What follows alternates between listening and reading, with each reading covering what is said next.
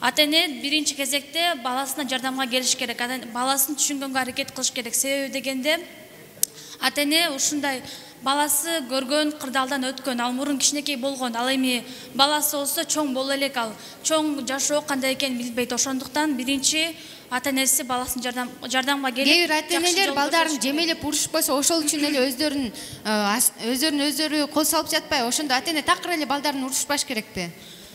Ал бир урушуп койгондо өзүн өзү жаман сезген себеби бул кичинекей кезинен баштап эч нерсе жаман эч нерсе сөз укпагандыгынан да аябай эрке болуп өскөн себебинен.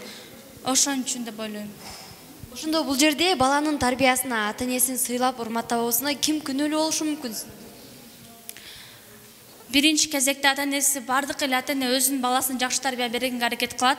Жана ошондой эле бала дагы өзүнүн чөйрөсүн жакшы оңдогонго аракет кылыш керек.